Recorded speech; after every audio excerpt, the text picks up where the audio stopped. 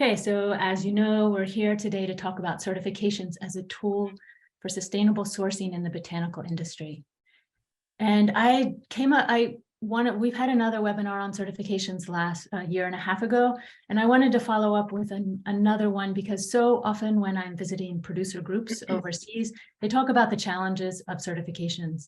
And I wanted to create a space to have a conversation with producer groups, which we will do on February 23rd. But before that, I wanted to have a conversation with those who are actually behind the certifications themselves to sort of see what they've learned, what they're thinking about, where they're evolving to meet the feedback that they've heard about what works and what doesn't work. And so that's really what we'll dive into today. As I mentioned, then the next follow-up webinar is on February 23rd, and that's with producer groups. And so far, the confirmed speakers are someone from Nalixia in Guatemala, someone from Namibia, Ecocert Dynamics, and then Himalayan Biotrade from Nepal. So I hope you'll join us for that. And there'll be registration information on that on the Sustainable Herbs Program website. And then I'm also really excited about a different format half-day conference that I'm organizing with Sebastian Pohl from Herbal Alliance in the UK. And that is looking at why prescribing sustainable herbs matters. And it's really directed at clinical practitioners to really show the connection between sustainability and quality.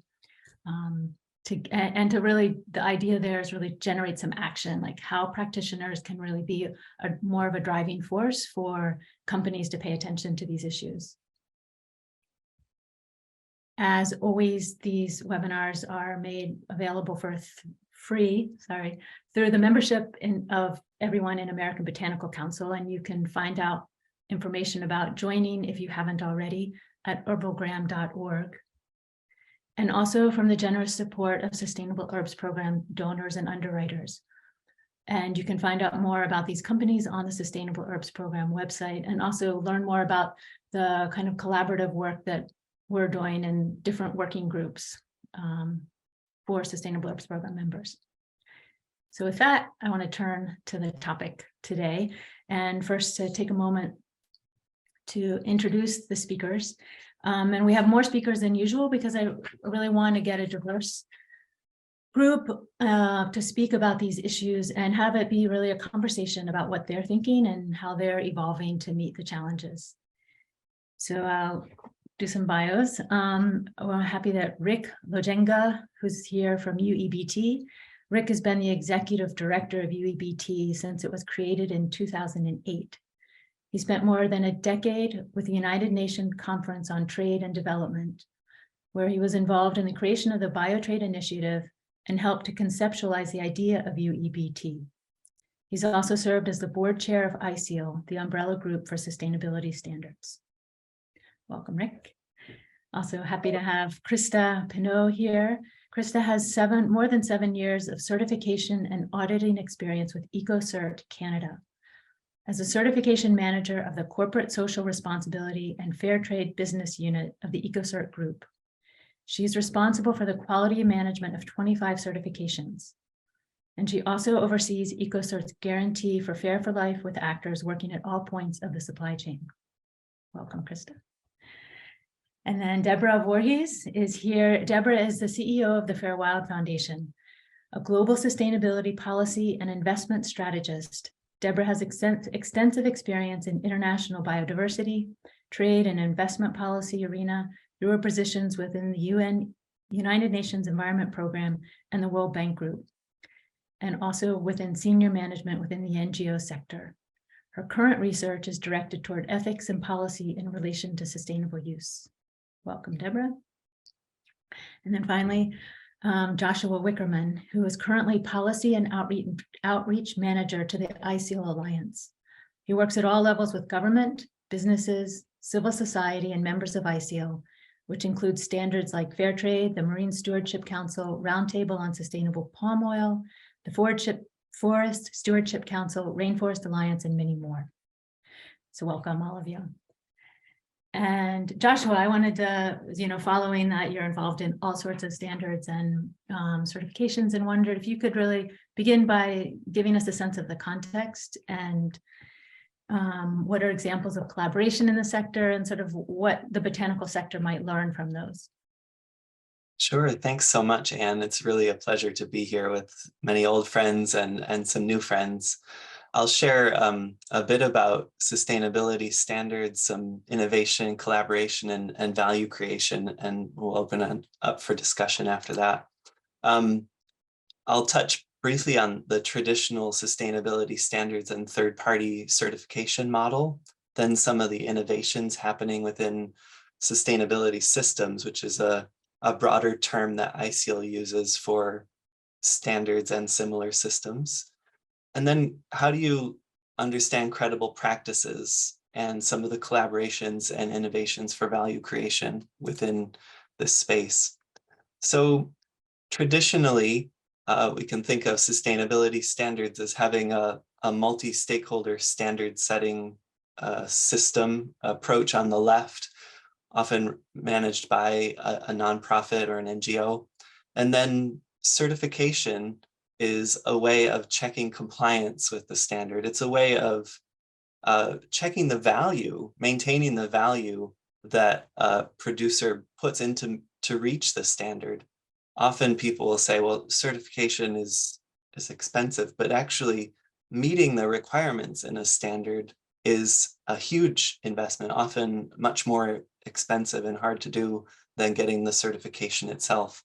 So certification is kind of proxy for a direct relationship, and it helps maintain the value of meeting the standard throughout the supply chain.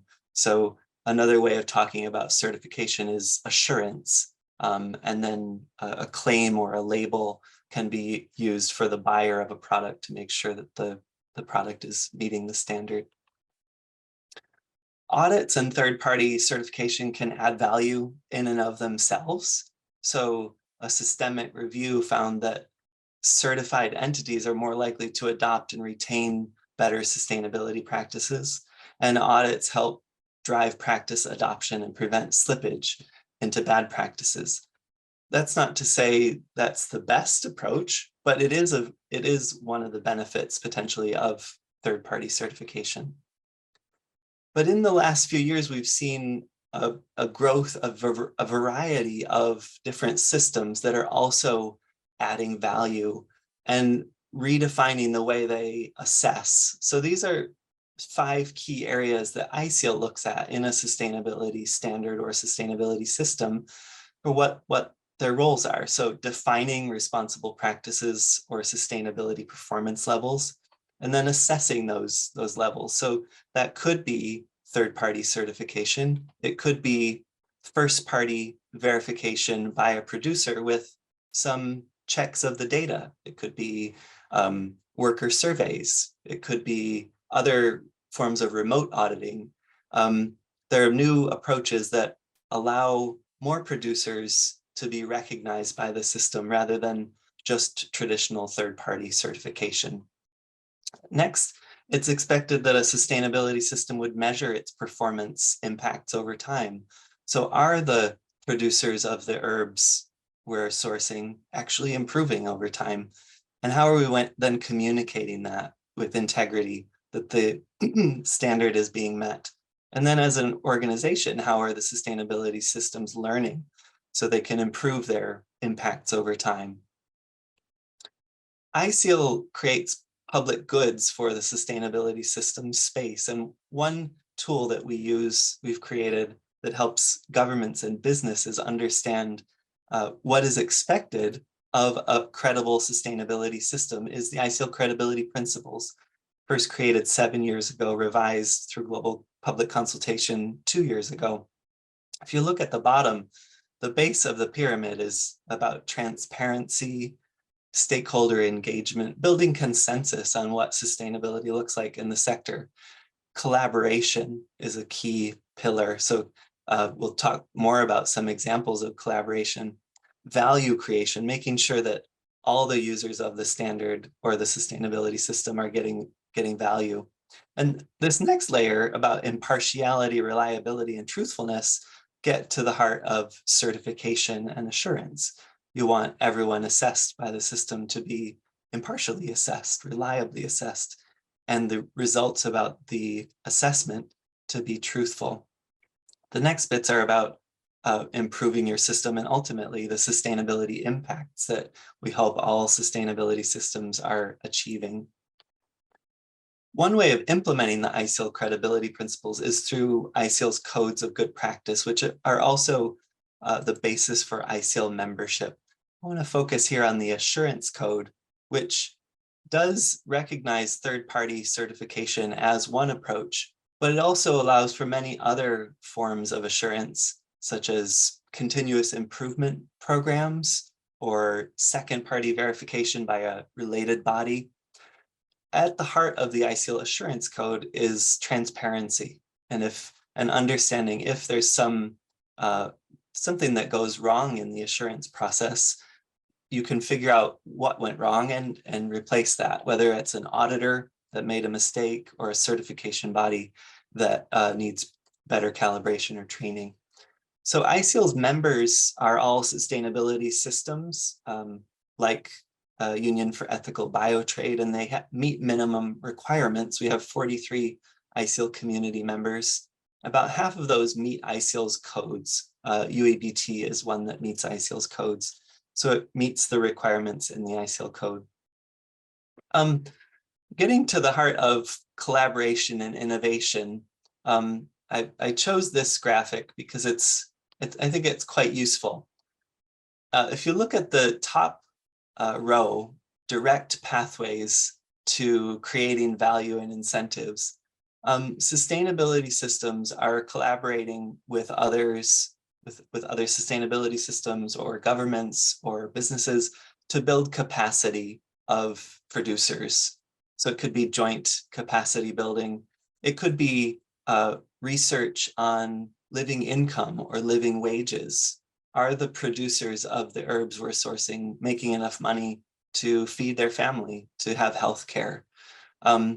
Improvement incentives are the mechanisms that we all can work on as companies, as governments, as sustainability systems, to make sure that producers are not just reaching one sustainability level, but they're continuing to improve over time. So in the cocoa sector, for example, in Africa, there are many incentives put in place by producers, by governments, by funders to make sure producers are improving over time, moving up the sustainability ladder. If we look at data and metrics, sustainability systems are collaborating, for example, in the mining sector around joint audits. Audits are difficult, they're costly. If there are common aspects of sustainability standards requirements, then it's possible to have joint audits or recognition of audits. Also, increasingly, we're seeing more data coming from standards that are helping companies with their climate reporting, for example, or their due diligence. For any companies operating in the EU, they'll need to meet sustainability due diligence requirements as well as fiduciary due diligence requirements. And sustainability systems provide a lot of risk data. Ultimately, it's the company's responsibility to do the due diligence themselves, but the risk analysis or other information that comes from standards or certification can help. So these are all direct pathways that affect the farm or the sourcing level.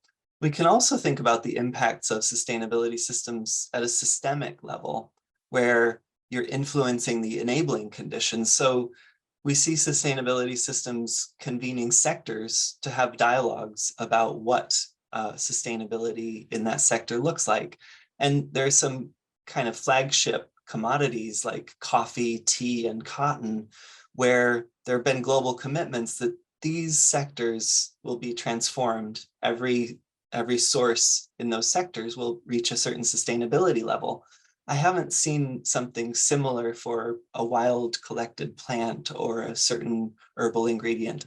I'm not an expert in the herbal plants field, but it might be a big, hairy, audacious goal that could get people behind the idea that, hey, are these herbs we're buying sustainable? This one is, what about this one? And working together.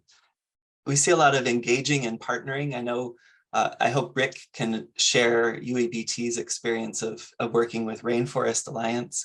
We also see governments committing to, for example, Mozambique committing to all the cotton that they produce, reaching better cotton levels of sustainability. Or in Gabon, they want all the forests to reach Forest Stewardship Council or a similar certification level.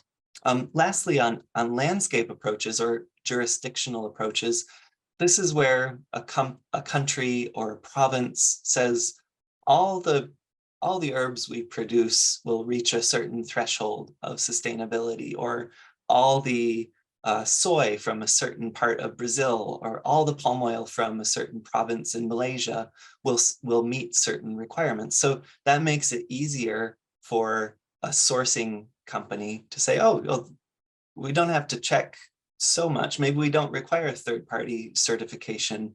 We can trust that a certain level of sustainability is being met. So these are just some ideas that we could explore in the herbal sector. Lastly, improvement strategies are something that companies or sustainability systems can do. They can assess what's the context where I operate. Do I need to adjust my strategy of sourcing? What are my different strategies? And then choose an implementation strategy, which could include a sustainability standard or a sustainability system or an internal code of good practice or capacity building, and then measuring the change and communicating the change over time so that you can be part of the solution. I don't have time for these other slides, just showing some of the benefits of sustainability systems. I'll stop there, and I look forward to the discussion. Thanks so much.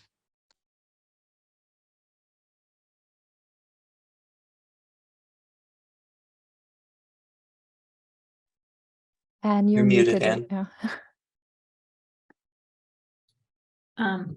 I really appreciate having that framework of like certifications are a part of a much bigger approach. So thanks for laying that out, and also laying out some of the ways that Sustainable Herbs program can kind of work to bring together and motivate some action. Krista, I wanted to ask you if you could begin. So Joshua's laid out a bigger picture, and then within that sort of certifications, have a role for, say, producer companies. Really, the ones I've spoken with see it as a real market access. That's their motivation. It gets them access to sustainable, ethical buyers. And for consumers or customers at the end, it helps us kind of sift through the whole world of greenwashing.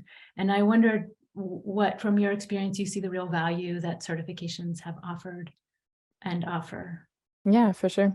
So I often, I guess, to divide it or speak to the two levels. There's kind of the intrinsic and ethical argument that, you know, we want to see good practices happening on the ground along supply chains with regards to both social and environmental practices.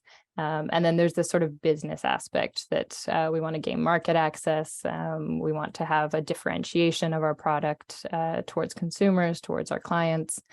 So I think both are valid, and we speak a lot about, Joshua mentioned assurance. We'll talk a lot about this trust. So I have a lot of conversations with companies, especially in North America. I'm based in Canada.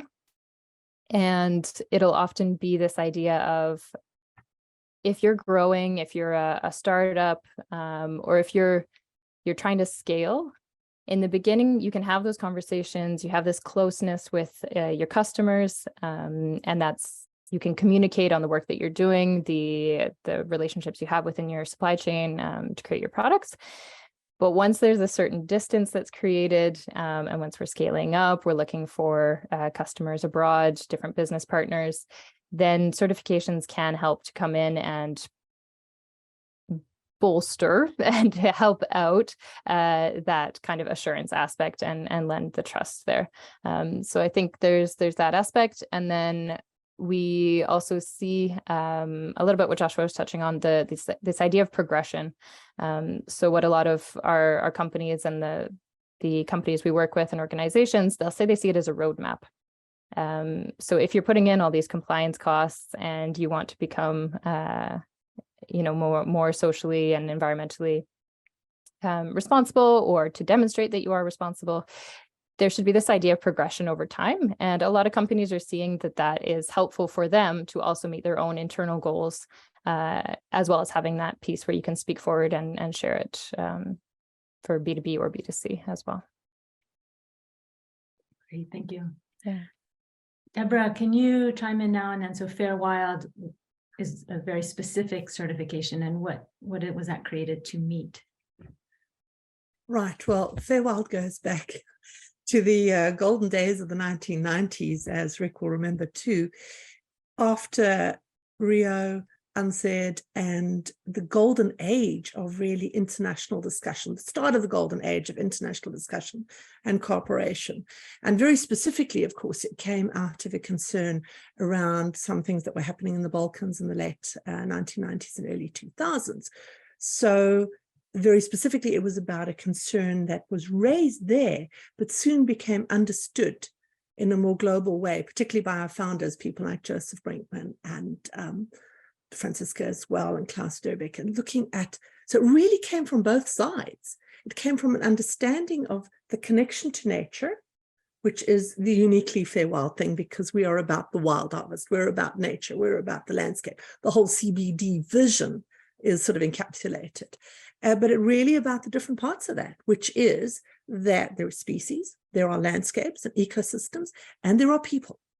Those people and who they are and what their relationship is with those products, what their relationship is with the landscape, what their economic situation is, what their structure is, the fact that they are not employees often, they are people just going out and getting stuff and selling it. So their needs, so it really came from a sort of complex understanding of those needs, but rooted very much in hardcore science. The relationships between, the key backers were WWF, IUCN, the Species Survival Commission, and the Medicinal Plant Specialist Group. So that is the bedrock of FairWild, really. That's history, shortly.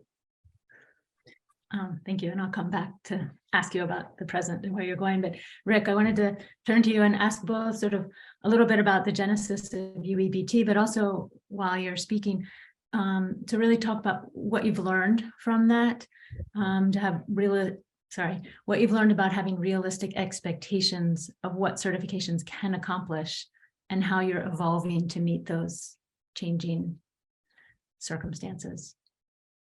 Sure. Thank you so much. Yeah, in reality, I mean, it's interesting. My organization is not, we didn't start out as a certification organization. We basically grew out of an initiative from the United Nations, and we were created back in 2007.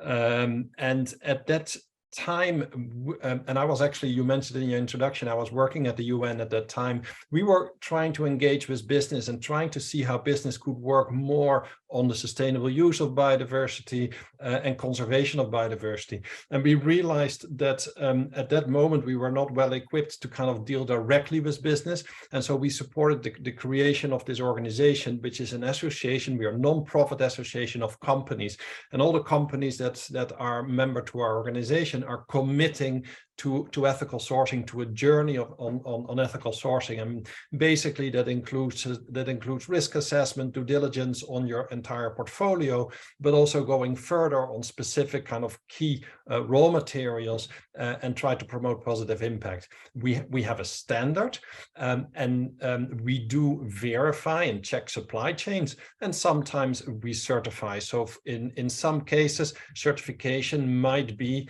a tool for consumer recognition or for B2B recognition. But for us, the whole approach of certification is one of the elements that we're working on. So we are now about 150 different companies, and we're focusing very much on the kind of specialty ingredients, botanicals, as we call it. And I think what is interesting, and that goes to the second part of your question, for me, so we've recently issued a report, and it's available on our website, when we looked kind of on at the different assessments we did around the world on kind of botanical supply chains, and we saw that there are kind of three main big problems coming out. One is a general kind of lack of awareness of kind of what type of practices are required to promote biodiversity in the sourcing areas.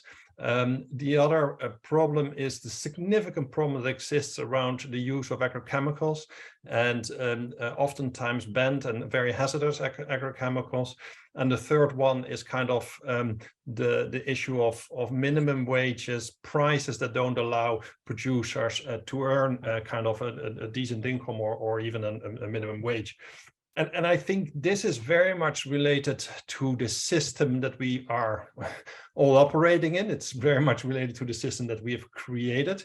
And in order to kind of make a change, we will need all kind of different interventions. So there's interventions around regulation. I think Joshua already mentioned the EU, for example, with the due diligence, which reduces kind of the negative impact. It's about the private sector that needs to take action, and then sustainability standards can of course play a role in this, but we are not the only solution.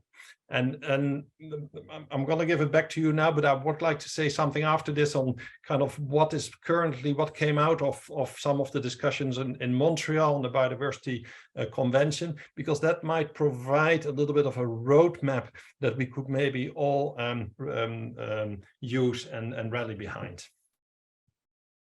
Great, thank you. And so we'll get back to that. I want to stay with the third of the three significant problems, the minimum wage and prices, that and turn to you, Krista, and invite you to share some about what fair certifications are trying to address and what they're able to, and kind of just that whole world of, there's a minimum wage, and then the fair trade wage, which is still not necessarily a dignified livelihood. And just if you can sort of talk about what the certification offers and where the work is.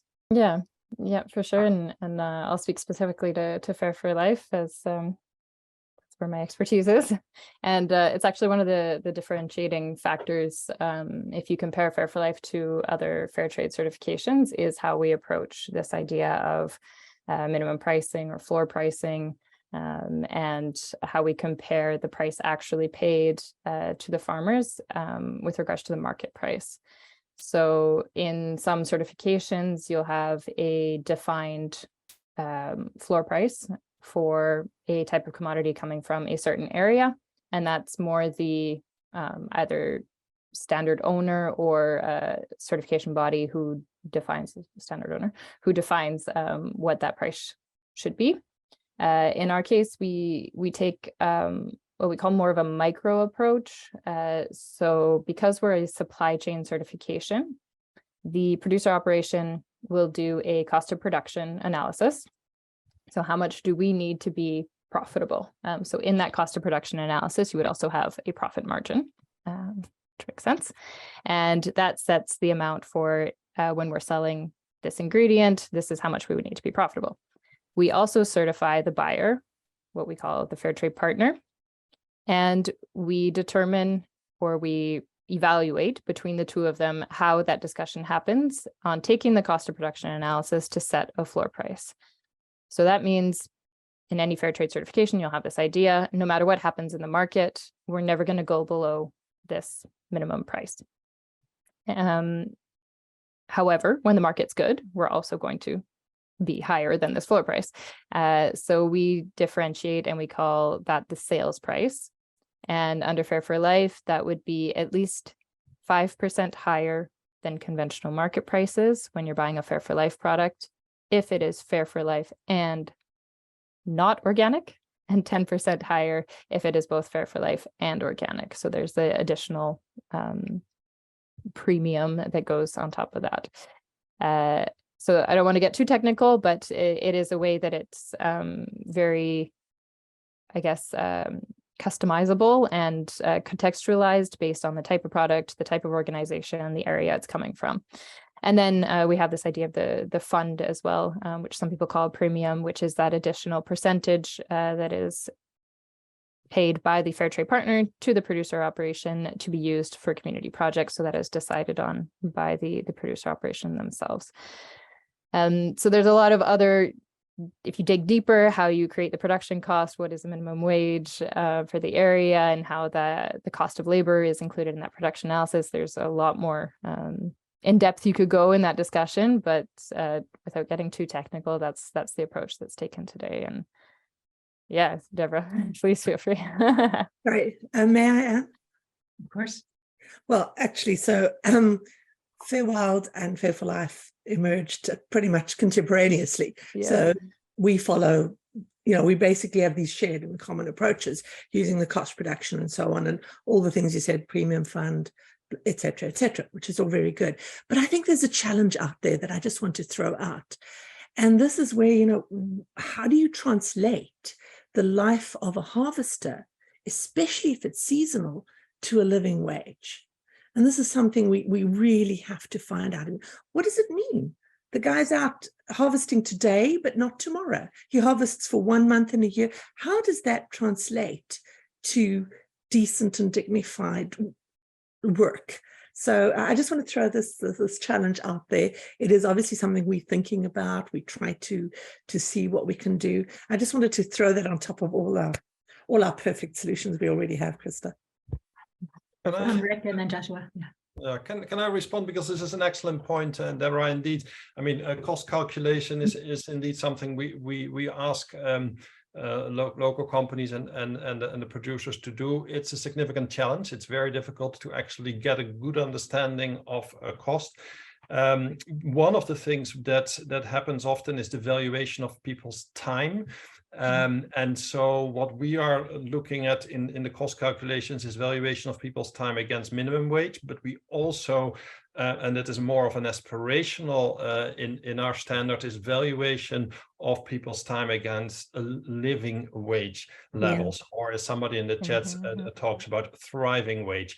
And I think if you start doing that, you start already kind of raising the bar. But we find that when we do that, oftentimes the prices get so much higher than kind of what the market prices are, that it creates significant pushback and significant discussion. But this is where we need to go. And the interesting point is that we have a lot of discussions about living wage as kind of, this is at this moment kind of where we want to go to. This is our, this is aspiration.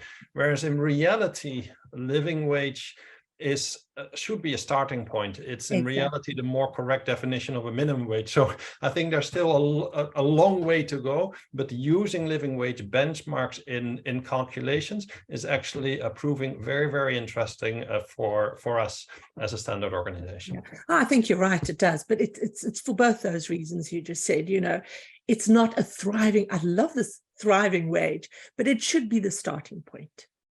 That is clear. Where are we really trying to go? We want people to thrive, not just to survive. And of course, yeah, you know, as you say too, you can only push the price so far, because we live in an ecosystem of a value chain and a supply chain, and that has to balance. I understand. But these are, it's fantastic that we're all sort of grappling with these same issues, and really important that we do so. Joshua, you are raising your hand. I just wanted to add that ISEAL was a founding member of the Global Living Wage Coalition, which does living wage benchmarks around the world in a standardized way. So that's a starting point, but that assumes full-time work. And when it's seasonal work, as you point out, Deborah, then the living income question comes to the fore. What are the other ways that supply chain actors can support the producers so they have a living income when it's seasonal work or when it's part-time? And that's an ISEAL community of practice, so a member space that members come together and talk about how can we improve living income or thriving income. I won't go into the different strategies and things, but it's definitely something worth exploring more in the herbal sector.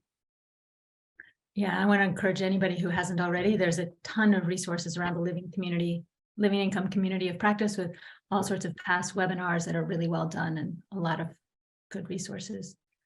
Yeah, Rick. Yeah.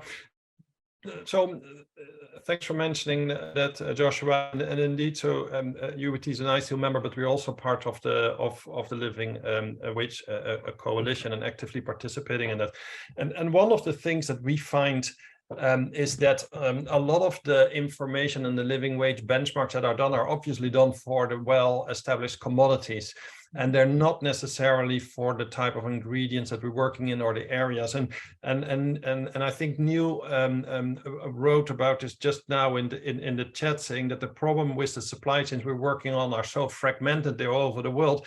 And so if you want landscape approaches, that's difficult. And indeed, in general, for landscape approaches, we often find that there's not enough kind of agglomeration of actors in one landscape to take action. And it's the same issue here. We find that oftentimes we will need to start conducting living wage benchmarks for areas that we're working in, because they don't exist yet for the herbs and spices area. So it's one thing where it would also be interesting for the standards, FairWild and FairWild and UEBT maybe to come together.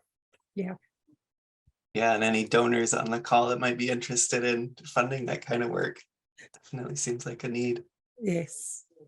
Kind of following this and around the how you come up with a wage for harvesters. And Deborah, I know that FairWild is undergoing a updating, I don't know the correct word of the FairWild standard. And I wondered if you could talk a little bit about that and how you go about that and what your goals and priorities are. Right. It's actually a terrifically big endeavor, because we have not since 2012 revised. So there's a whole world out there that has moved on since then. And so it's what we're really trying to do is address the questions and concerns from actors all along our supply chain, so to speak. So that means, first and foremost, addressing chain of custody and how you improve traceability along the total chain. That is one of our objectives. The other thing is, we know that we need to engage positively with international policy evolution. This is, as Rick is going to talk about later, so I won't steal his thunder on that, Montreal and such like, because we need to be part of that. We need to help especially we can help people on the sort of consumer end, the big brand end of our value chain, respond to their own, to help them with their reporting, as well as at the same time understanding, positioning ourselves very clearly. What is our responsibility in terms of where the globe is going and how should we engage in that? That's the second thing. The third thing we're trying to do is bring our uniquely focused wildness experience and knowledge, the sort of connection we have to the biodiversity community as scientists and social scientists and botanical scientists, and bring that in and try and take on new sectors such as fungi, seaweed and things like that, and also understanding where transformation is going in this world. So regenerative agriculture, abandoned orchards, how you do sort of co-work, where you're having cultivation and wild harvesting next to each other. We need to update ourselves to fit into that as well. But really, most importantly, what's really, really driving this thing is our need to work much more and more effectively on the ground. We've understood, we've heard our clients, our collector organization clients loud and clear say it's too expensive, it's too hard, it's too complicated. We have to address that. So what we're looking at is, without losing, of course, the rigor of our standard, which is one of our bedrocks, and we must uphold that, is to see how can we make this more doable? How can we understand, for example, that many of our clients are doing mostly organic and only say 10% wild harvested? Well, then how do you do an audit that, how can you sort of do an add-on audit to an organic audit? That's one sort of strategy. Another strategy is to say, well, why don't we put more onto the development and implementation of a management plan for that organization? Because a management plan, you can audit remotely and then you can just check some things on hand. So not only can you have one auditor going in and doing both organic and wild, what he does, But developing that management plan does a lot of good things for organizations. It embeds better practice with them. And we know we need to be helping them with that. It doesn't just that helps them prepare for the audit and reduce the cost of the audit. It's better for them. It's better for what they do. And it's better for the whole supply chain. So that's that cost effectiveness and this sort of increased emphasis on management plans is something that is absolutely an objective. And that leads us to the last objective, really, which is we know we need to help build certified supply. That's the business argument. But we know we need to be out there working with collector organizations on the ground in different parts of the world. So obviously it's not going to be me out there, but proper people that know how to do this properly. And to that end, the Operator Support Fund that we have founded last year is we're going to try and take that forward to try and help us get resources to work with community organizations on the ground. That's really where we're trying to go. So it's on one hand, trying to be in the 21st century, approaching 2030, understanding what does that mean, policy, getting sort of better visibility all along the chain, and really helping people at the bottom. Just to stay with so the Operator Support Fund, what does that mean? What kind of funds would that be? And well, we're looking for donor funds for that. And a number of our clients have actually made contributions to it already. And the objective is to use those funds to support collector organizations on the ground to develop the systems, give them support that they need to enable them to prepare and implement good management plans and prepare for audit and prepare for certification properly. Mm-hmm. And we think that those benefits will trickle all the way up the supply chain to the end. Mm-hmm. I wanted to sort of stay with this. So the challenge on the ground, because this is what I also hear from producer groups, it's a lot of checks that you have to go through and how to evolve to meet those. And Rick, I think my understanding is with your biodiversity action plan, this is also an evolution of kind of working in that in-between place on a journey toward meeting these goals. And I wondered if you could talk some about that and clarify what it is and what your goals are and the challenge. Yeah. Yeah, sure. No, so I think that in general, I think the producers are right that the costs related to certification are oftentimes rather high, and in reality there's three types of costs. There are the implementation costs of implementing the good practices, and oftentimes we as standard organizations require a lot of those practices to be documented, which is a lot of work and creates a lot of frustration. Then there is the certification of the auditors, and the third-party auditors that come in, which is an annual recurring cost. And the third one is the cost of the system, which is then covered through royalties or label fees of these type of things. And indeed, we are trying basically to work at these three levels to try to find ways to reduce costs. And one way is, for example, on auditing, it's going more toward risk-based auditing. It's also what Deborah just explained. Can you kind of value the implementation of a management plan?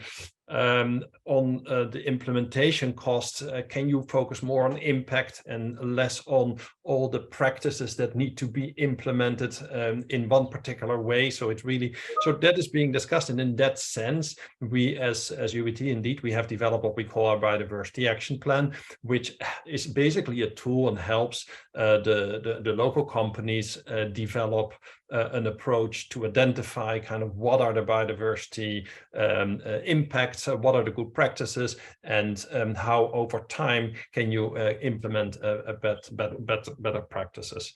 So that is that's what we're looking at. We're looking at this. We are, as Joshua mentioned, as UEBT, we're a member of ISEAL. That means that we are indeed code compliant, but for the standard, that means that every 5 years you need to go through a standard revision process, taking into account, as what Deborah just mentioned, basically the experience from both the producers and the users, and generally to update it with in kind of the changing world we're living in. And in that that sense, for example, one of the things we've done is we've included stepwise approaches so that not everything needs to be done in year one. We've now started to introduce a reference to living wage, living income as an aspirational, and we've also made reference, for example, to this biodiversity actions. And it's really in that sense, these standards are living, are changing over time. I must say, we are talking very much about certification here. For me, it's the standards that set the good practices, and the standards can be used in many different ways. And certification is just one of them. But there's a lot of companies, of course, that are also working together with their suppliers, supporting their suppliers, and in that sense, kind of operate as this supply, producer fund. It's the companies that are working in their supply chains, and you may not need certification for all of these ingredients. And there's a question on is this business to business? When it is B2C, and for coffee and for tea and for the kind of big consumer facing ingredients, it definitely makes sense to have a label and have certification. But I think for a lot of the non-consumer facing ingredients, you don't need to have such a heavy assurance system with yearly audits. So I think we also need to be smart around that. And in fact, for UEBT, our verification program, in which we do audits every 3 years, and it's less heavy than and it can be second party, so we can do it ourselves. It's bigger than our certification program. So we should maybe also be more open to different solutions and not just focus on certification. But it goes back to the point I made in the beginning, that as far as I'm concerned, certification is just one of the tools that we should use. So I have a dumb question that for those of us who don't live and breathe certifications and standards, what is a standard? When you say standard, what does that mean? Standard is basically the description of all the good practices that need to be fulfilled if you want to get certified. And this goes back to what Joshua showed in the beginning. You have the standard, and then you have the assurance system. So basically all the checks, and then you have maybe a recognition, which is the label. Yeah. I think that's interesting. Sorry. Yeah. Well, I'm going to let Krista chime in. Sorry, just on that point, standard and certification, it's a line that I play with often. And it's interesting because for us to do a full standard revision, it's contractual. It means informing the public. It means stakeholder public consultations, and there's the whole work that goes into an actual standard revision. Yeah. And on my side, I'm more working on, say, the calibration or the training of our employees, whether it be the auditors or the people who are working more in the office. And so we kind of play that balance of, okay, this year we don't necessarily need a revision, but there's this one point that we need to improve our interpretation of the criteria, or we need to improve the auditing, or we need to improve the way we accompany or we provide information to certified clients on that point. And we'll handle it more internally on the certification side to be a little less impactful on the clients and the people who are certified, rather than undertaking the entire revision. So revisions are good and they need to happen, but there's also the other side we can play on, which is a little bit more, I'd say, in the background on the certification side as well. And I would love to chime in about this idea of equivalencies, but we can finish on this idea first. I'll get to that in a second. Yeah, Deborah, go ahead. Okay, just so I agree with Rick. Certification is one tool out of a package, and we need all of those things. We need regulation, we need sustainability systems, we need all of those things. But I think I'd argue with Rick a little bit about the importance of certification. I think it brings some unique aspects to the table that are really, really important. It is, as Joshua said first, and everybody said, it's assurance. It means you know you are doing the right thing and you're on the right path. It's assurance to you as the organization, it's assurance to the people you're selling to, and it's assurance all the way along the chain. This means that it also builds trust. And we need trust because we can use trust to advance. That's why it's particularly important. And thirdly, it also helps with communication. It means that we can bring consumers I mean, I'm not saying we've done this very effectively yet, but we need to work on it. But we need to bring consumers into the game. Consumers are wanting to do the right thing all over the world. Consumers are aware in a way they were never before about the need to deal with landscapes, to deal with communities, to protect traditional knowledge, to do all of those things. So we need to empower those consumers to make the right decisions that will enable them to be part of the system. And I think certification is essential to that. It's trust, it's credibility, and it's communication. Yeah, I agree. Joshua, go ahead. And I think your question is great. It took me a long time to understand the difference between standards and certification. And a good standard should be written so it can be audited. It can be certified. You can tell, oh, do I meet the standard or not? Do I meet the sustainability requirements or not? And any auditor that you send to the field to do the certification, or a second part, some other person, should be able to get the same result, and they're trained. So I agree that certification adds value. I think that transparency and other approaches can also add value. Third-party certification emerged before all the data and new sources of information and technology and risk-based approaches that we have now. But in some contexts, there's no substitution for certification. And on the question from Charlotte about consumers, and echoing Deborah's great point about empowering consumers, I think it's like ABC or Consumers International or any organization that a consumer trusts, or a grocery store or a brand. You have an opportunity and a responsibility to communicate which sustainability standards, which certifications are trustworthy. What are they doing? You can help as trusted intermediaries to really spur that consumer action, because there's a lot of skepticism and confusion, and there's a lot of bad standards out there that don't really do anything. They don't have any impacts to show on the ground, and the good ones need to be highlighted and promoted. Okay, yeah, go ahead, Rick. And then I have a question.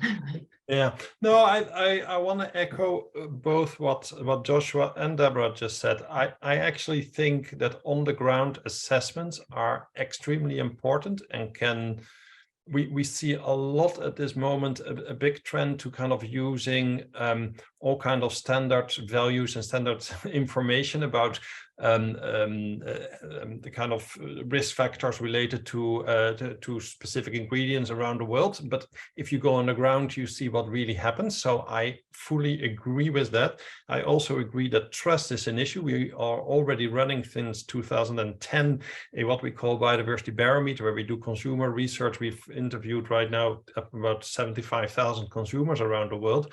And the consumer trust in brands, in companies, over the last 10 years has remained extremely low. So it's about 30% of the consumers trust the companies. So something in that sense needs to be done.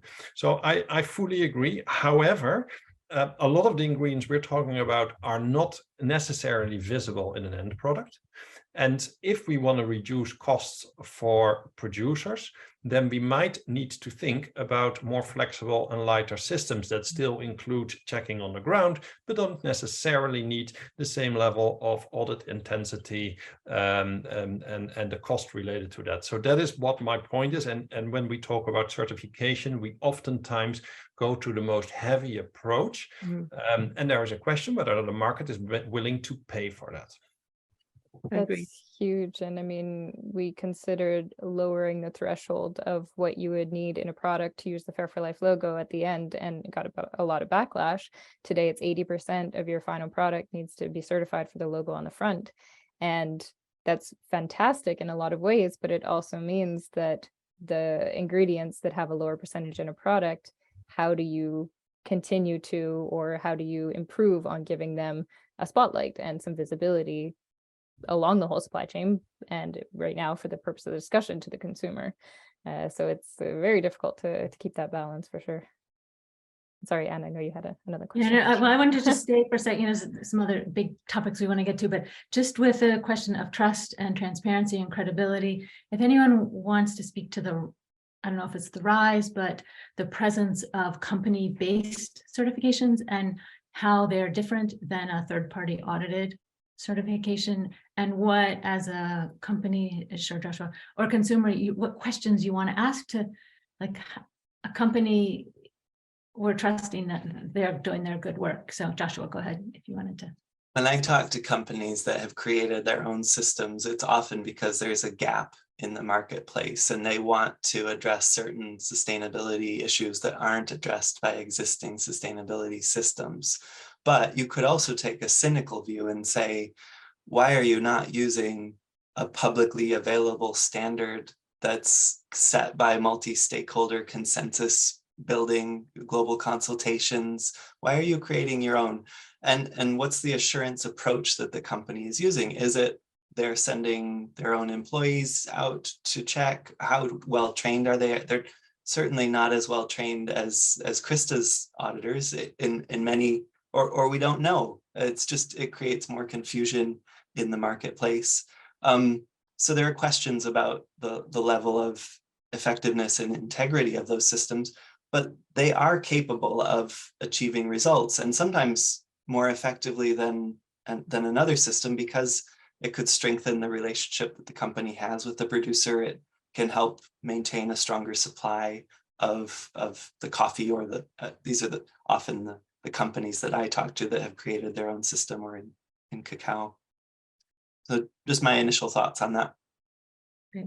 Does anybody else want to chime in, or I'll move on? I could just say really quickly, within the Ecocert group, I mean, we have historically worked with company-made standards where they kind of create their own standard, and then we offer the auditing services for that. But we're very selective on what kind of companies and standards we're willing to work on. There's an entire technical committee who decides which standards we can work on or not, to ensure that they are certain levels of rigor and impartiality involved in it. So I don't think it needs much more detail than that, but it's something that we're not closed to working with as a certification body.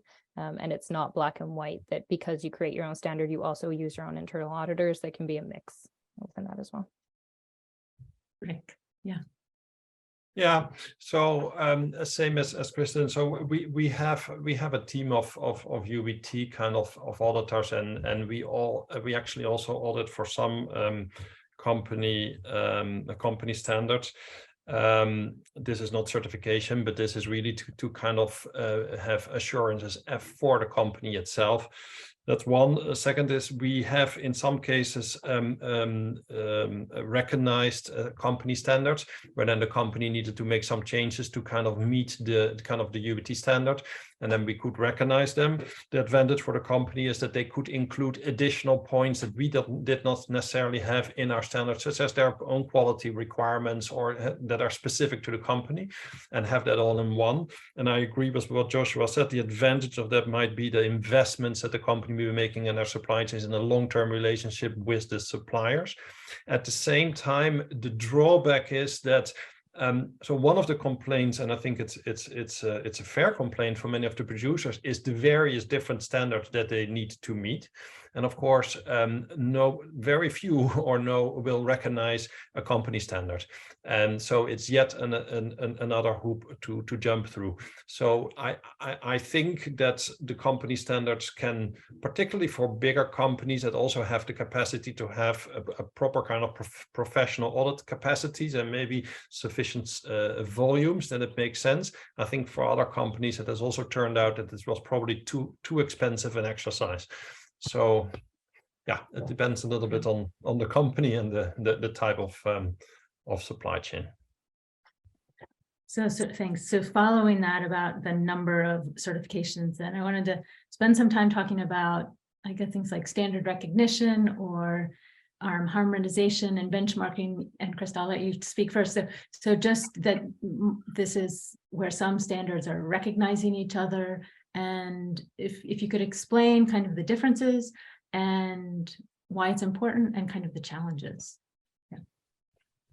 Krista. This is one that I'm really excited about because I think we have some good things in place and we're continuing to work on it. So I'll start by prefacing that we differentiate between recognition, which speaks to a external supplier, usually, with a different certification than Fair for Life. So that would be recognizing somebody else's certificate in your supply chain. And then we also have this idea of equivalency for a Fair for Life certified operation. So recognition, first of all, if you are a buyer purchasing from many different suppliers, one has Fair Trade International or Flow, one has Fair Trade USA, one has FairWild, one has Fair for Life, we can and we want to get all of those good fair trade principles to market so that the producer operations can benefit from selling on those fair trade terms. So we have a recognition procedure in place, and it is the buyer who pays for that. So they have a certain documentary additional, we love documents, work to do in order to control what we call the point of relabeling. So it is no longer verified by the recognized certificate. We move it to becoming a Fair for Life product. So there needs to be some sort of additional control or verification at that point of relabeling. So that's within the recognition, but what we're really advancing on right now is the equivalencies. And I'd be curious if anyone else is considering this or working it into their standards. Today we have, if you are certified SA 8000 or you have a SMETA report, if you're organic, we automatically rate you as being compliant to certain sections of the Fair for Life standard.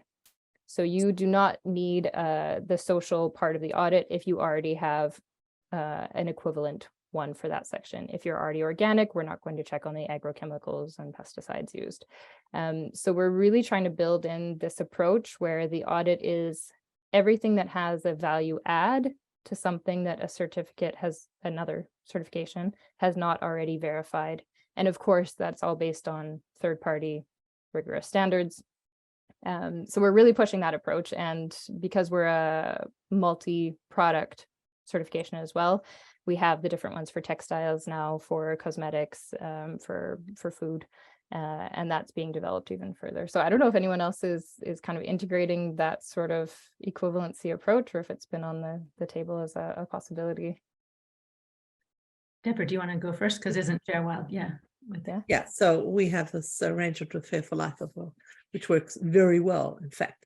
But I think partly that's because it came from the same genesis. It evolved together in a way. So the principles are in common. But we're very, very keen to move forward on equivalency arrangements because we see this as a way to reduce confusion in the marketplace, to help us as an industry as a whole get to scale, build recognition. I think there will always be challenges, of course. It's going to depend upon trust. It's going to depend upon regular communication. It's going to depend on the kinds of things that you spoke about, as well as identifying very clearly what is it we share and is equivalent and what isn't. What do you have to add on here? What do you have to add on there? But I honestly believe we can do this. And I think it is a critical level of, this is what I was going to end the day on, actually, a critical level of collaboration going forward. Yeah. The benefit of all. Yeah. Yeah, maybe to say one thing on that, and it's interesting. So within ISEAL, there's been a lot of discussion about kind of how do standards collaborate more. And at a certain moment, I served on ISEAL's board, and in that time worked together a lot with some of the other standards, and we came together at a certain moment between UEBT and UTS to work on a herbal program. And afterwards, UTS then and Rainforest Alliance merged. That's also a way of collaborating and reducing standards. And then the collaboration between UTS and UEBT became a Rainforest Alliance UEBT collaboration, and we have a herbs and spices program. Now, in very simple terms, this means that for herbs and spices, UEBT certifies the herbs and spices, and Rainforest Alliance labels them. So you can carry the Rainforest Alliance label. They will also do chain of custody, so the traceability part. And the advantage, of course, for the producer is that they have access to a well-recognized label. Rainforest Alliance label is one of the most recognized consumer labels. This is how it very simply works. In practice, it is, of course, much more difficult, because Rainforest Alliance has certain key elements within its standards that when you as a consumer buy this, you expect it to be recognized. So UEBT and Rainforest Alliance have similar visions and missions, so that's important. But still, in the process, and we actually came together in the process of standard revision for us and standard development for RA, and we kind of compared our standards in that process and aligned on certain requirements already during that period. But even then, when our standards were finalized afterwards, we made a comparison and added a number of requirements that were specific to Rainforest Alliance, and we added those to the kind of UEBT RA program. So, for example, for Rainforest Alliance that works a lot on plantations, they have requirements for housing for workers. Now, UEBT that works with herbs and spices, workers are oftentimes not housed, and we don't have as strict defined requirements, so that becomes an add-on. Rainforest Alliance also has now a investment plan that is required between the buyer and the producer, and a sustainability premium, which are add-ons to our standard. So we have built that package. But to be honest, I mean, these are not easy processes. It's easy comes from a starting point, and you require a lot of trust. But to bridge, because we all are multi-stakeholder defined standards that have kind of our histories, to kind of bring all these standards together is not easy in practice. And of course, the other part is then the assurance part. And how are you assured if you recognize somebody else's product that the assurance was at the level that was required?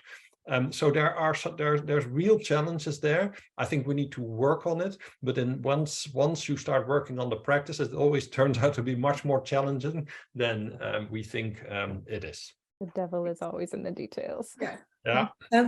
Can I just pick onto the equivalency of assurance, Rick? Because I think this is probably a time to introduce into the conversation the issue of the certification bodies. Because I think that is where this happens, right? It's where you can find, I think what a key component or a key dimension to looking at working through equivalency in this way is to ensure that you have equivalence of certification bodies as well. Yeah. And I think this is something we need to work on as a whole, is how we interact with these are the people that actually go out and do the audits, right? Just in case. Yeah. And so I think we need to think through a lot more. This is part of our standard revision thing, is how to, because it's also about, if we're trying to, just in our little case, try to simplify things, make it more tangible, more easy for people to do, not losing rigor, but moving things into the management plan and trying to make easier. But we know, for example, that the situation of frankincense in Puntland or Somaliland is not the same as the tagua nuts in Ecuador.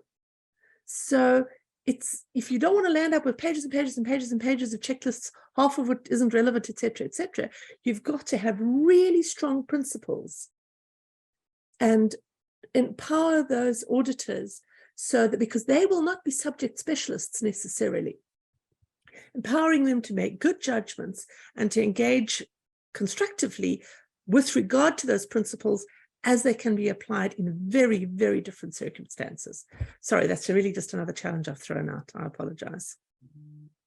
Go ahead, Rick. Can I add to this? Because one of the ways, so we have I mentioned our collaboration with Rainforest Alliance, but in reality, for example, we work very closely as well with Ecocert and Fair for Life. And we will have, for example, we are discussing with Ecocert, can a Fair for Life auditor, already Ecocert is one of our certification bodies and will audit for us, but can an Ecocert, a Fair for Life auditor audit, for example, a UEBT standard and a Fair for Life standard at the same time, so you only need one audit, for example. Exactly. Yeah? So this is, you still need 2 audit reports, so there's cost, but these are issues that we're looking at. But again, the devil is in the details. So we have this agreement with Ecocert, and it works. It will work for a number of countries, but then for other countries, for example, Ecocert will say, well, in those countries we don't have the capacity, and we will not be able to, or we don't have enough audits, and we will not be able to audit for you. So then you need to find a different solution. So it sounds. We need to work on it, and it sounds easy. In practice, there are a number of major hurdles. And we, of course, also have the issue that a lot of our clients then have, or companies are positioning themselves differently in the market. And one company wants to highlight a regenerative claim, and the other one a fair claim. And like that, it's all the companies also need to compete and use standards and claims in that positioning as well. Absolutely. May I? Sorry. It's a huge point, and for just to clarify, Fair for Life is owned, and the certification body is Ecocert, and we are a certification body for UEBT and FairWild as well. But that's one of the huge potentials I see with Ecocert Group, is that we can go have, in theory, one auditor to do regenerative, organic, fair trade, Fair for Life, food safety, and we do have Rainforest Alliance. These are all certifications that we have the capability, and we're accredited when need be to do those audits, but having one auditor who groups all of those knowledge and qualifications under that one person is not always an easy thing to do. So for us, it's also finding out how can we make the experience for a company more fluid, to have one point of contact within Ecocert, to have one auditor, and what would need to be in place in order to make that happen. Today, we're not very good at it, but we know that it is a potential. And for certain things like organic and Fair for Life, those are pretty easy. We always have paired audits for that. But how can we take that further, and how can we continue pushing that to reduce costs, reduce the burden, and just make everything a lot more fluid for companies who are doing good? And at the end of the day, maybe they shouldn't be the ones paying for doing good, but that's a whole nother topic. Joshua, do you want to share anything from your experience with other sectors that are trying to do the standard recognition? And sure, yeah. I just want to echo points made that agreeing on the criteria is one level of trust building, and it's hard to get all your stakeholders to agree. And then recognizing the audit results of another system level, it requires another level of trust. I've heard a rough estimate is the standards and certification bodies need to meet once a month to check all of the audit results, because your standards reputation is on the line, the certification body's reputation is on the line. And Krista, your point about the costs, I saw Susan Kask had a question about producer support and echoing some of Deborah's points about that support. One model from the Better Cotton is they'll take money from brands, Gap or, that use cotton, and they plow that into supporting producers, training them, giving them the capacity they need to monitor the biodiversity, how many birds are nesting in the cotton fields because they've changed their practices, et cetera, giving them the data they need to improve.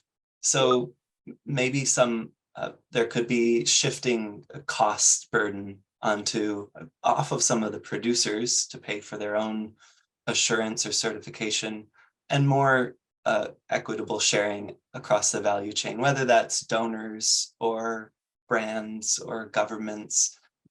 It's about collaboration. Like Rick said, a standard can't do everything. It's just one part of improving the value chain and the outcomes that we want to see for plants and people.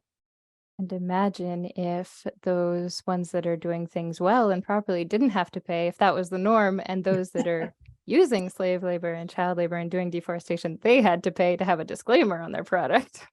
That would be even better.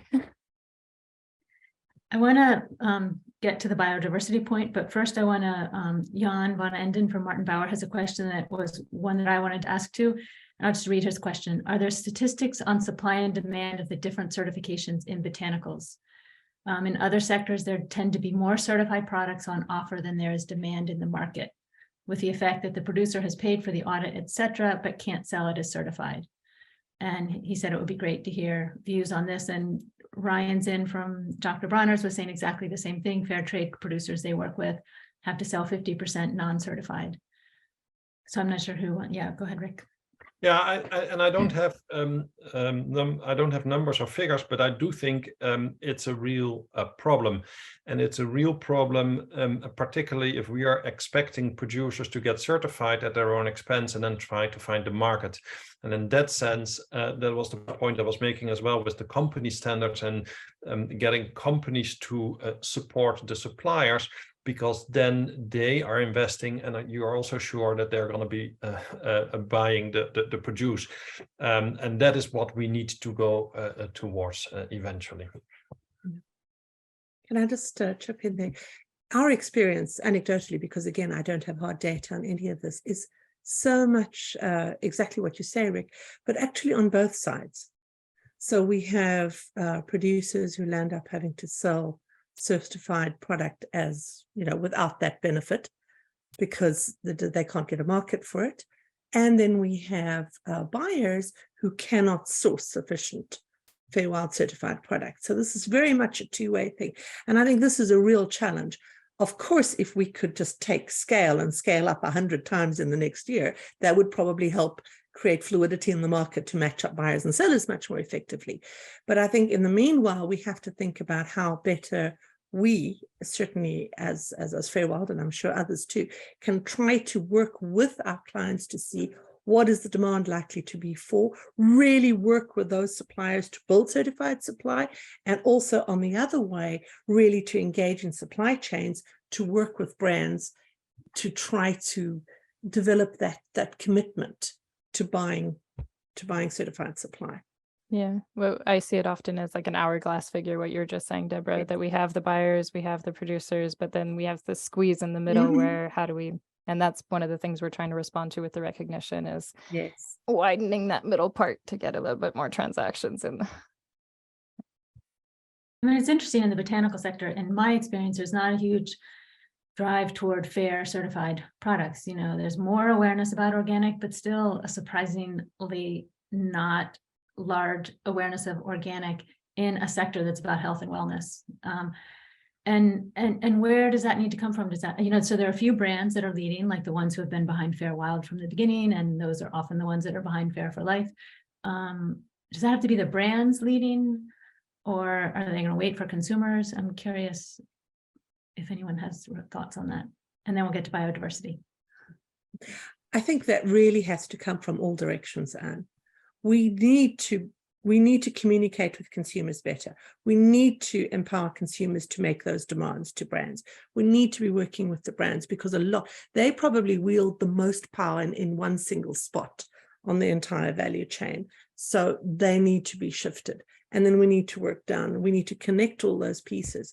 So I think this speaks a lot to what Rick says ever so often, is about engaging across the entire supply chain. Yeah, and sorry, and then allow me to make the link to Montreal here, because I also do think that we need a more broader system change. And if you look at so in December in Montreal, the global biodiversity framework, so a vision for the world for 2030 was agreed between all countries, and it's something similar as what is happening on climate change. And there are a number of targets that have been set to be achieved by 2030, and one of the targets is about sustainable use of agricultural areas through biodiversity-friendly practices. One target is around reducing risk of pesticides by half. One is about the wild species and being used in a sustainable way. These are targets that governments are rallying behind. These are targets that there will be demand on companies to support as well, and of course civil society. So, and I think the only way that we can make a change is if we bring together regulations, company procurement practices, and then standards all align them along this vision, and then we can hopefully start to make a change. But I don't think that you cannot just leave it to individual consumers. You cannot leave it to the individual standards, and also not necessarily to individual companies. So we need this system change, and I hope that we can rally all behind these 2030 targets and see how we can all support this. I'm curious, did you have more thoughts on how that would happen, like that alignment? So you're asking me? Yeah. Well, so that is interesting. I mean, the agreement has just been signed, and for sure, every country will need to do the reflection at their own country level on how to do this. I think it would indeed be interesting at a certain moment for some of the standard organizations to come together and see how we do this. We within UEBT and the 150 companies that are member to UEBT are definitely discussing this with our companies, and the companies that are, and of course our companies include brands that source all over the world. So we will try to think about this, but we will need to eventually, we need to come all together, and in reality 7 years is not a lot of time to achieve this. Yeah, Deborah. I mean, you're absolutely right, Rick. Of course, this will get mobilized to a large degree at the country level, every country will engage, et cetera, et cetera. But having said that, we live in a world of global value chains. So, and that's one aspect. Another aspect is we've seen in my and your lifetime, Rick, since the late 90s, we've seen the change in the way multilateralism happens. Businesses now engage. They are there. They are present at the CBDs. They are present at the climate change COPs. And so we can look to the business community as well, whether it is at the WEF or whether it is through GRI or whether it is to all sorts of places also to participate in this mobilization. And Josh, ISEAL and other places, other sort of industry organizations of different sorts can also be looked to join in this mobilization process. And yes, I wouldn't discount working with individuals, because at the end of the day, this globe is made up of 9 billion individuals.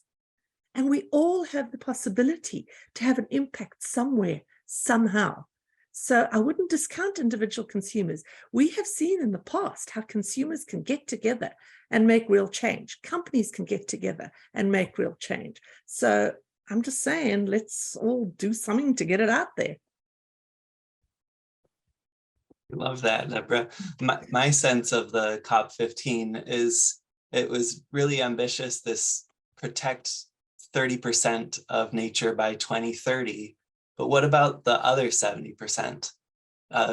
There's high ambition on protected areas, but markets impact those protected areas. Markets impact the other 70%.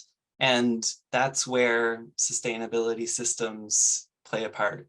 And there was a lot of, you mentioned like global reporting initiative. There are a lot of frameworks, a lot of targets. There's a lot of ambition from the private sector. But there wasn't a lot of talk about how to implement on the ground. What's the theory of change? How are you going to get producers to change their behavior, to stop cutting down the forest, to protect the marine species, et cetera? And that's where market-based action has a key role to play in these global value chains, and connecting up government policy with trade, which you know from your many years of work, Deborah. Connecting all the dots. It really will take an all hands on deck effort to meet these goals. Rick? No, just on purpose, I didn't mention the 30 by 30 goals, because there's so much emphasis going to 30 by 30. So 30% protection by 2030, whereas the targets that I mentioned on biodiversity and on agriculture and the others are in reality the targets that will be looking at the non-protected areas. But yes, I agree, it's very ambitious. A lot will need to be done. And standards is part of that. Certification might be part of that, but again, I want to make my point that the standards can also be used by companies without certification, without the add-on cost of certification. The most important is the change on the ground and the improved practices on the ground. Exactly. One of the key aspects of being an ISEAL member is making your standard publicly available. So anyone can analyze it. You don't have to pay to download the standard. And that is part of the change. We want to see more awareness of the practices that need to be implemented, that all the experts have gotten together to decide those are the sustainability criteria. How you implement them in many ways, as Rick said. I was looking quickly through the questions, and we don't have time, but I mean, they're not actually many, but the one that somebody asked, Susan asked about price again. And you know what you're talking about, to implement these goals, it all costs money, and the certifications cost money, and they cost money all through the supply network. And then there's this squeeze in the marketplace and price and pressure on price. And I don't know, the question was, does anybody have any reflections on that tension and how to address it? Krista, were you? I mean, my sense is that the cost of being not sustainable at some point is going to be more expensive than being sustainable. So the companies, the producers that are meeting the sustainability requirements, there's an upfront investment, and they will be ahead of the game. And eventually, hopefully, the regulatory environment will catch up and move a bit closer to that model that Krista mentioned of it will be a cost for a company to not be treating its workers well or be sourcing with respect, etc. Yeah, and I think this idea of climate change adaptation and mitigation and the cost of not acting is going to just be felt more and more. And I'm optimistic that this push for more regulatory frameworks, for the due diligence, transparency in supply chains, that is going to push innovation and help us as certifying bodies, as standards, as anybody working in this sphere outside of that as well, to create models that are more adapted to the realities of today, to the technology that's available. And that innovation is happening, but it will just continue to be pushed further and further as the bigger players are required to become more involved with those processes as well. If I may just add, Josh, of course, you're 100% right. The cost of not doing this is so much greater in the future than the cost of doing it. And I hear innovation has a role to play, but this is part of what's, I don't know if, Rick, you were thinking this way when you thought about a system shift, but certainly my vision of a system shift is we have to ensure that the incidence of those costs doesn't fall upon the poorest. And our job, and this is part of what the SDGs is about, we have to address this. We have to move towards a world that is more equal, that is less unequal. So as we move forward, and I totally agree with you, but there is a cost now. We just need to look at where and how that cost is distributed so that we do the right thing. Rick, everybody's had a chance for sort of a last word. Yeah, well, I fully agree. And we will need to engage. And that's one of the things we're doing. And we're engaging with the companies along the supply chain. There might be a higher cost. There might be a way of doing things more efficient. For sure, at the local level, there will be increased production cost related to better practices. I agree. We call them costs. We shouldn't probably not call them costs, but they need to be covered and they need to be spread along the supply chain.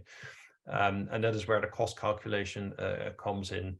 And we need education of all actors along the supply chain to see how we can carry those costs. And I'm sure that it can happen, and this is where we will be going towards. But within any kind of system change, there will be conflict, there will be friction, and there will be pain, and that's what we're going to be seeing over the next years.